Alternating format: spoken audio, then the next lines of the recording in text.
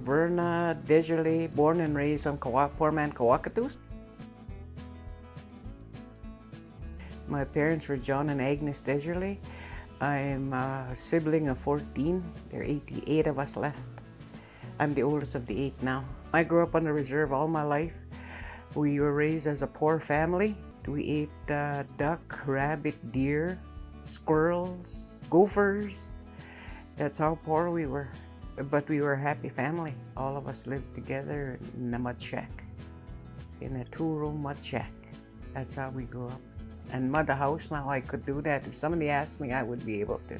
Because I've done it a lot of times with my parents, my uncles, yeah. Spent a lot of time with my grandmother, who didn't know a word of English, always just Cree. So from there I learned my Cree language because I had to communicate with her. My name to her was Kawinuya. She never knew me by Verna, it was Kawinuya. As fat people, but I was as skinny as a rail. That's how she used to call me, Kawinuya. And my grandfather called me Maggie Baby. That was his name for me, not Verna. All his grandchildren all had nicknames. And my 3 brothers was Baby Mac, Little Mac, and Big Mac. That's how he called all of my 3 brothers. They're all Macs. Yeah, and then I got involved because I had cancer twice. Yeah. And I went to the Indian doctor, and I drank Indian medicine, and I haven't had cancer since.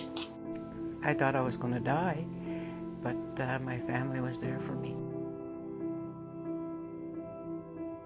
I got some of my breast cut off, and it came back a second time. And here I sit. Because a lot of breast cancer patients pass away. But then we went the Indian way too. I went to Indian medicine. And I firmly believe that's really what helped me. It was the Indian medicine, the belief in our Indian ways. We walked through the parlor at the school, the residential school. As soon as we walked in, the sister comes along, just cuts off our little braids, and we're sitting there crying. Our braids are on the floor. That's how traumatic it. Right the first day, we got our braids just snipped right off, and our little braids were laying on when we were both crying. And after that, I never had long hair. Yeah, just the thought of my braids being cut off. I had long little braids. It meant lots to me. They were a part of me, and they took that away on me. And today I don't even want to grow my hair. They grew as far as here, and I cut them off. I was 7 years old, yeah, and I'm 74, and it's still in me, yeah. You know, that's the trauma they put us through, and yet people don't realize what we went through in residential school. Like, as old as I am, I still have those feelings yet.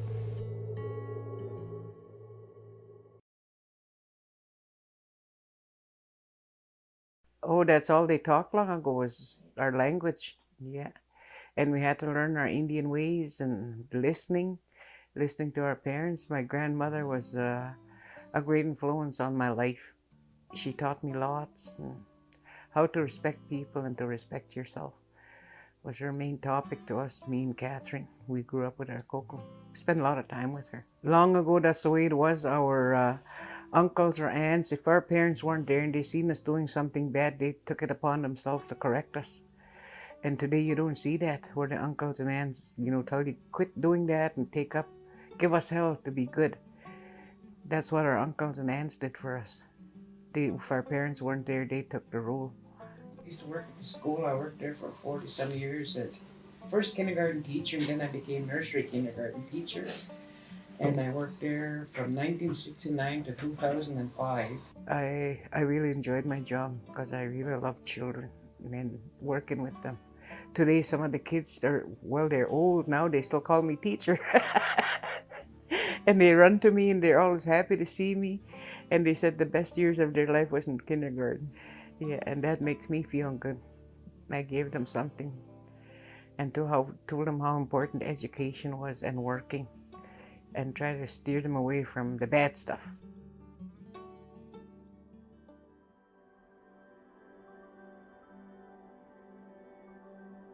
At the beginning, when we started studying, He says, Sammy, you go bingo, dear. Go on, go bingo. And then when I come home, Tommy, how come those things are there? He'd be eating what he's not supposed to eat while I went to bingo. He was getting ready to eat. I met Tommy and I was working. He was the bus driver and he took us to on a trip to Regina to a shrine circus. And I was broke as hell. And he asked me to go and eat. And I said, no, I have no money. I'm not asking you for money. So I fell in love with him because he bought me food. And we've been together, it'll be 49 years this year. And together we made a family of our kids, his kids, my kids, and our kids. Because he had 3, I had 2, and together we had 2. So we raised our kids together as yours, mine, and ours. I was a hard mother. I used to make them work. They had to work in the house. If they didn't listen in school and the teacher sent them home, I packed them up, took them to school, asked the teacher what did he do, and they'd tell me. Bring them home, they had to wash walls. And took all their games away. I said, you gotta listen when you're not with me. Those teachers in school are taking over from me while I'm not there. And I explained to them, well, they didn't want to wash walls, so they had to listen in school. Or else go outside and push the lawnmower and cut all the grass. I was a mean upbringer, I guess, but my kids are all educated and they're all working.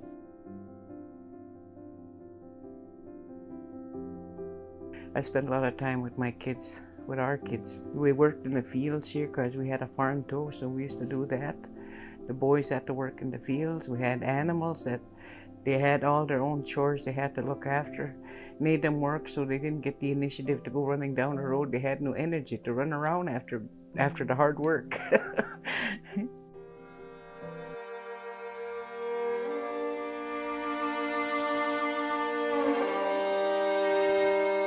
I used to even cry in my sleep. He had to wake me up.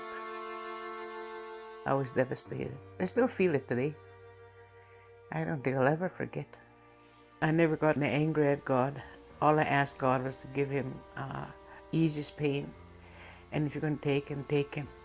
I give him to you is what I said. So he's out of his pain. That's what I said. I didn't get mad at God. You don't get mad at God. He's the one that put us here. So, and I just told him that. Take my son, take him away from his suffering. I told that to God, and he took him. You know, find somebody who will listen to you wholeheartedly and be able to talk with you. That's what I believe in. My daughter and my youngest son talk to me lots about it. They still talk about their brother. Yeah, they talk to me about it. It makes me feel good to know that he's not totally forgotten, man. They still talk about it to this day. Yeah, there's always a topic brought up about Elvis. Elvis this, Elvis that. We laugh about it now. Today we can laugh, whereas one time we cried.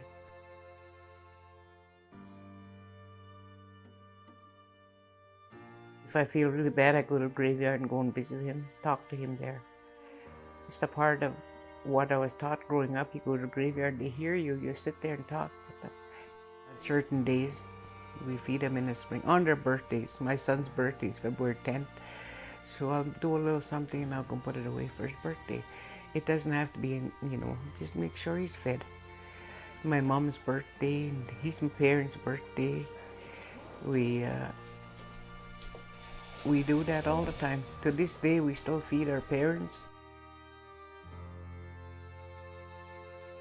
God gave us a spirit. And that's what keeps us going. When we die, he takes our spirit back to heaven to be with him again. That's our belief, that our spirit is there, and we still feed. I still feed my son's spirit. He's in the graveyard there, but his spirit is still up there. Yeah. So I feed him, and there's even times I think of him. I walk outside, I'll go put a smoke in the bush, just thinking of him. Tell him, have a smoke with me, my son. I go give him a smoke too. Oh, that helps with the grieving process, the fact that they're not far away. I used to talk to him and tell him to go be with your kokum and mushroom up there. Someday I'll meet you and stuff like that. That's how I talk to him. Yeah, I tell him I'll meet you someday, my son. But right now I want to live with the rest of the family here. When God calls me, I'll come to you. But until then, go up there and be with kokum and mushroom.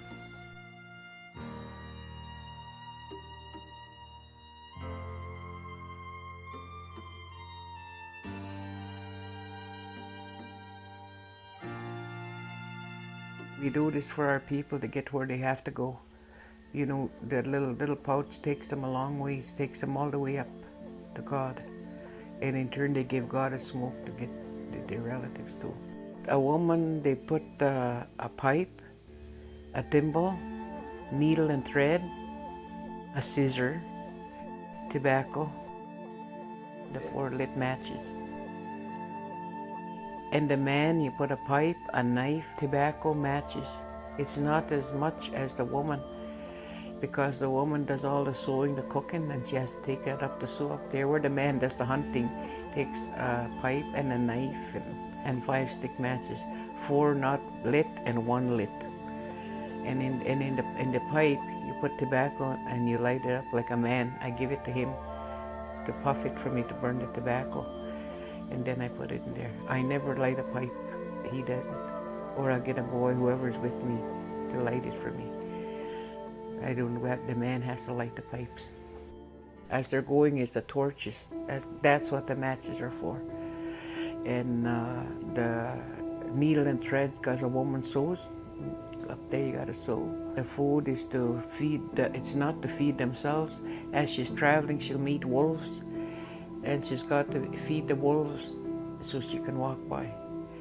That's what the food is for. It's not for her to eat as she goes. She's got to feed them and continue going. When you get to that river, Death River, you give that snake a smoke, and that's when it hardens up and you walk across. Well, that's for the pipe too. Yeah, that's what the pipe is for. And sometimes there's no pipe. We have to put a cigarette because people can't get a pipe sometimes. You get there, the first you meet is going to be God. And then after God, then you meet your loved ones that left before you. That's what's waiting for you when you get up there. Yeah. And the joy of, like me, to go see my parents, my son. Yeah. Someday I'll see them.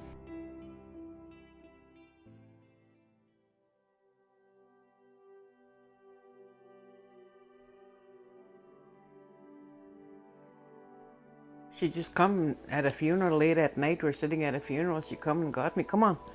And that's where she taught me late at night how to make the bags. And for the life of me, I had a hard time to make the ribbons for the armbands she was teaching me. It took me an hour to get the ribbon just where it's supposed to be and tear it apart. That's not right. So I do it over and over until I had it right. Now today I can do them in half an hour. She told me whatever they pay you is what you make. Even if it's 1 cigarette, they come and give you 1 cigarette to make pouches, you make them. Because that's a part of our Indian way. Our people are poor, they can't always give big stuff. Even if they give you 1 cigarette, ask you to make them. You make them, she told me. And that's what I do. It can be leather, it can be, I usually use a white. If they don't bring me leather, I use white print. And I make 2 little bags. 1 for the food and 1 for the whatever you're taking along. And the bags, you can't tie a knot on them. Like when you're finished sewing the bag, to tie a knot, you don't tie knots on any of the things you're making for the dead, because they believe you tie a knot and you're holding them down here. The knot ties them down here. So you gotta, you can't put a knot on nothing yet you make. Even the ribbons, there's no knots on them, because the minute you make a knot, you've tied them down here. They can't go up. As I'm making them, I'm praying, talking in my own mind. As I'm sewing, I'm praying. And in the end, I ask them to give us pepewe, which means good luck to the people around us. That's what I ask for when I'm making them. They're all different, but the first ones all came out like this. Most of them I know, and some of them I don't know them, but they're told by somebody to come and ask me. So I still make them, yeah. They usually come and ask me what to put in there, and then I tell them what they have to get. And some of them have a hard time finding a pipe. Is the hardest thing to find. So I just tell them, just give me a cigarette and I'll put it in there in place of the pipe, and some tobacco, yeah.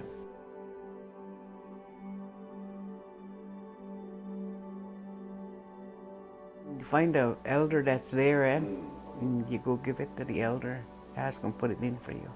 And if there's nobody there, ask my son or somebody. It's got to be a man to put them in there, or my brothers, yeah, to put it in the coffin. The woman, we ministrate as a woman, and that keeps us dirty. Even as old as I am, I can't do these things because a woman at her time is considered not clean.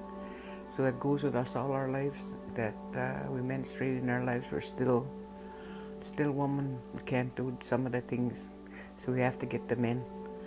That's the reason the woman can't get up there and talk and do all these other things. Get the men to do it.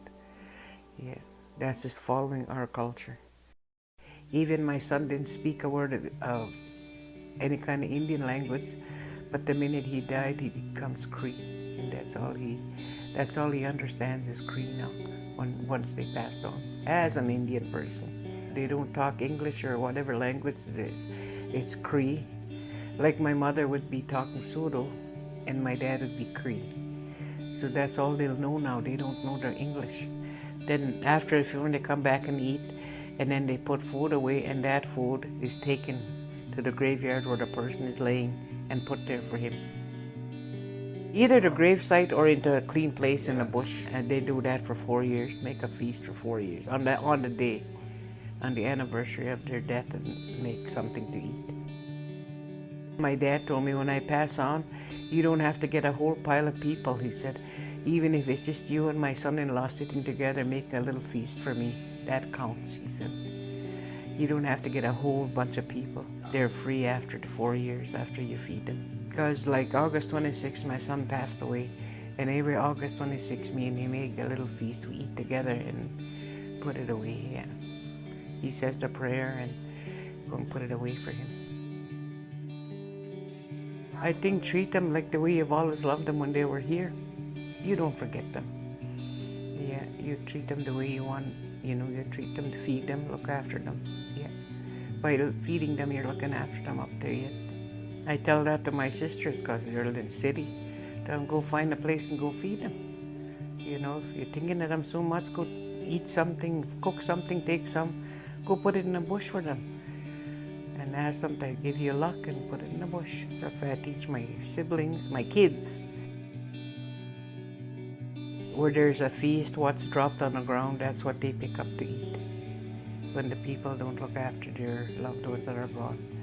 It's even taken a little bit of food every day, like let's say like this morning. If I wanted to, I would have put some food away and put it in the bush to feed somebody. It's just, you can do it anytime, feed your loved ones up there.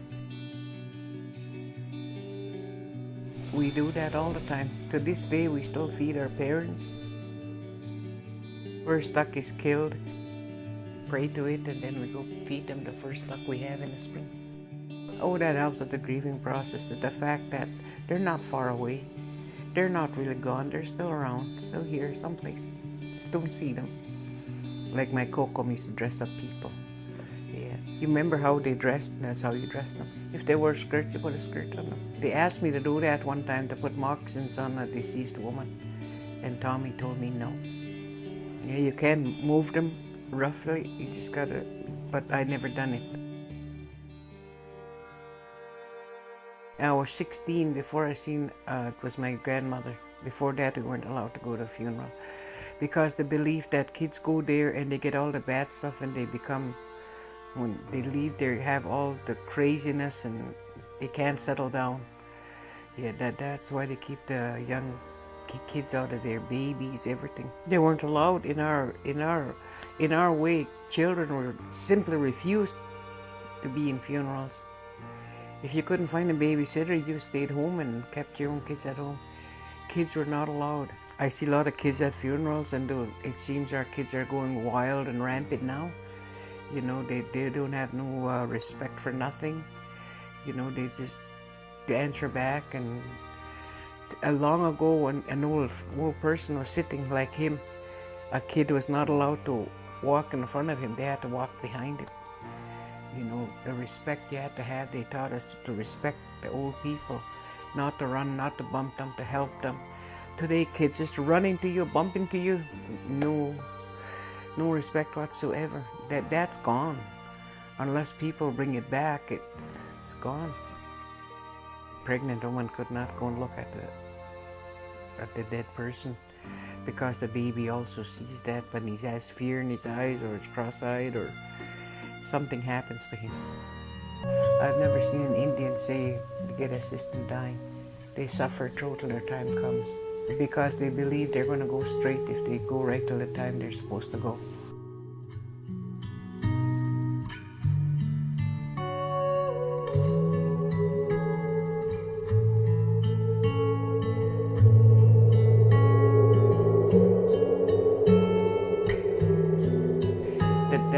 That's the ones that are wandering around at night because whatever they use, the gun, a knife, pills, whatever, is holding them back. They can't get up there because the thing they use to keep them here, to kill themselves, keeps them here now.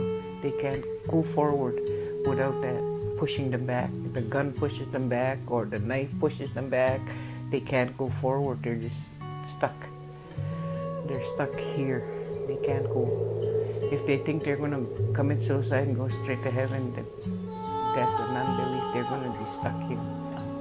Without God taking you, you're cutting it before He does. So you stay on this earth. Say you're supposed to die at 80, you commit suicide at 20. You got 60 years to roam the earth before you get up there, until the age God told you that you're coming back.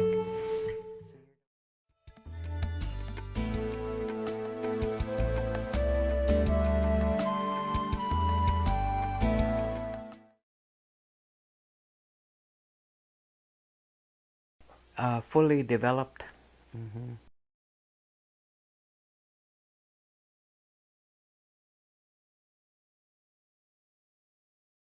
In the morning, after that breakfast food is put in the bag, that's when the pouches are put in the casket.